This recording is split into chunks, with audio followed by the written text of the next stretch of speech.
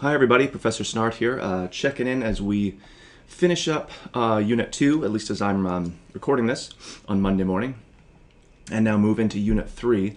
My voice is getting slightly better, but very, very slowly, so I think by week 7 I'll be just fine. Alright, so just a quick look at our due dates then. Always good to check into where we're at.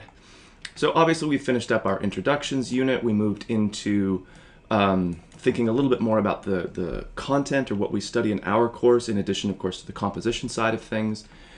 And then moving into Unit 3, which is due on Thursday, we really get into what I think is kind of like the core concept stuff for the composition part of English 1102. The next piece as we move forward is really going to be the research part, which is kind of the differentiation between English 1102 and 1101. Not that you don't necessarily do research in 1101, but it becomes really one of the primary things that we focus on in 1102. So Unit 3 is one of those units where, because it's so, I would say again, foundational as far as the composition part of what we're doing, it is really important, more so than in any other unit maybe, to make sure that you're really working through the content here, which is you're going to find in these first two folders, and not just jumping into the assignment part and hoping you've kind of breezed through the other stuff, or maybe you haven't even looked at it, you just do the assignment and hope you get it right. Maybe you'll sort of do okay, but again, even if you sort of squeak by on this slightly smaller point value assignment, it's the concepts that you're going to have to apply when we do get to our longer essays, which again is where most of the points for the class are. So like I've said before, it's really important to obviously take your time here working through content, but also to see sort of like the bigger picture here and how this is prepping us for those bigger essays, the higher point value assignments. So I'm going to go to actually to the second folder first, because it's kind of the more cut and dry piece. MLA Citation, everybody's favorite, so just basically understanding how to cite sources within the text of an essay or a paragraph or whatever piece of formal academic writing that you're doing, and also how to build a works cited page. So there's good news and bad news when it comes to MLA stuff for our purposes here in 1102, again, kind of like the research course, so it takes on a sort of heightened importance.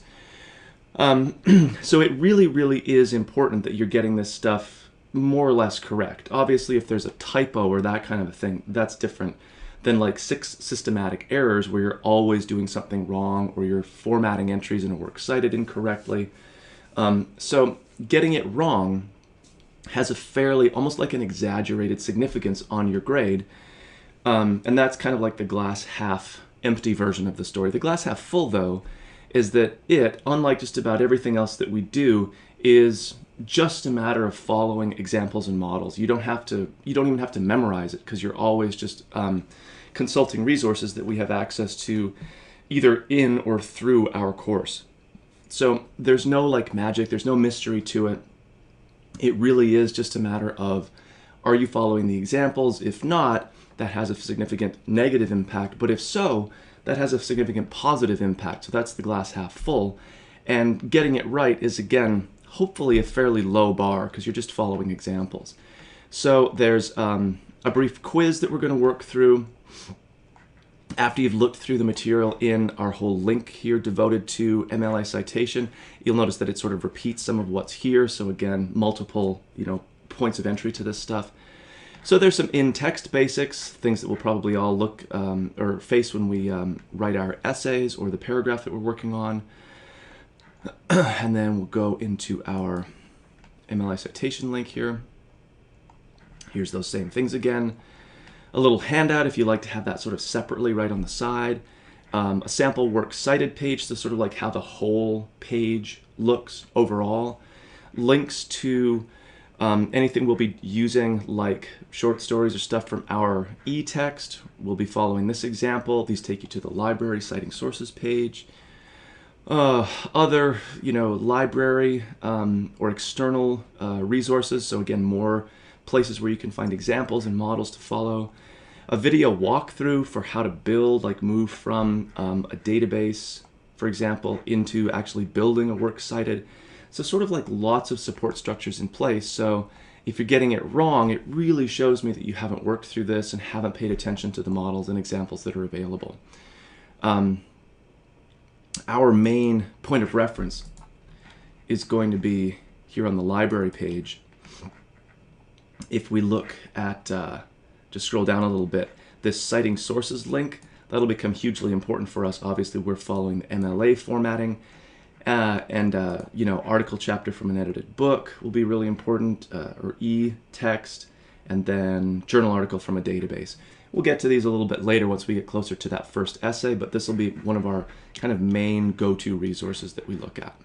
Okay, so that's the second folder. In this, notice that there's no real work here, very brief quiz, that's about it. Back in the unit itself. But it's all clearly prepping for this assignment, but also, you know, the essay assignments as we move forward. Okay, so as I scroll down here, you'll see that there's actually a lot of stuff built into this unit, but it's really kind of like the same concept presented in a variety of different ways. A little more static here with the example, kind of a more visual, just an image type of presentation, a video walkthrough. Again, nothing for you to do other than like come to class, quote unquote, and understand this content. And of course, when it comes to your essay or your paragraph, this is the conceptual stuff that I'm looking for you to apply. So sometimes people forget that there's this connection between what we cover in class, even virtually or online like this, and the assessments that we do, which are, for the most part, or at least where the big points are, the essays that we write, or like the paragraph for this particular unit. So again, don't lose that connection between like conceptually, like the content stuff, and then the think of it as a test, right? When you do a piece of writing, that's like the exam. Can you now show me that you've come to class, quote unquote, understand and can apply the concepts? So you really can't skip this. You can't race through it.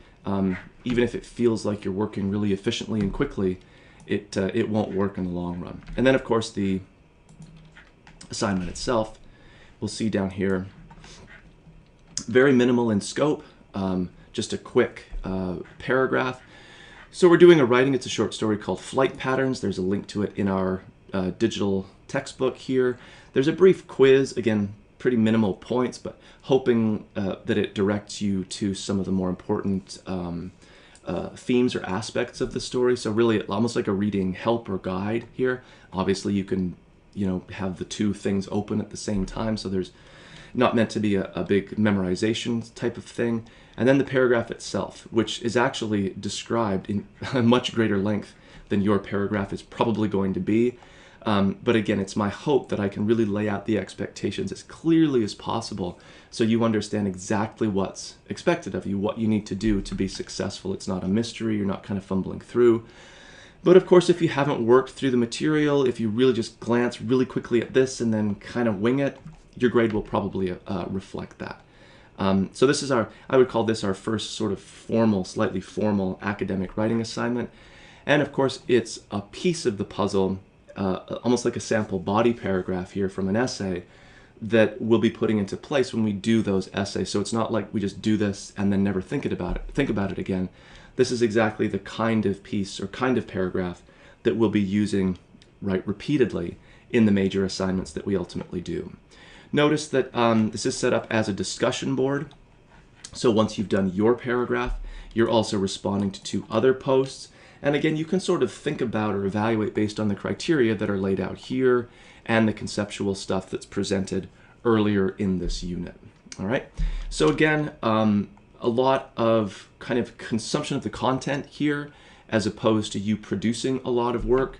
The assignment itself is fairly narrow in scope, but kind of intentionally so. We really want to narrow our focus onto this basic kind of shape of a paragraph idea or concept.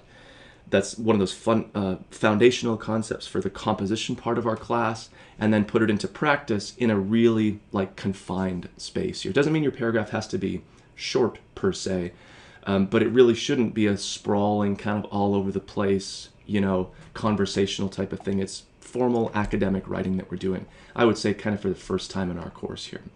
So as always, if you have questions or concerns, be in touch with me, and I'll check in with everybody in a few days.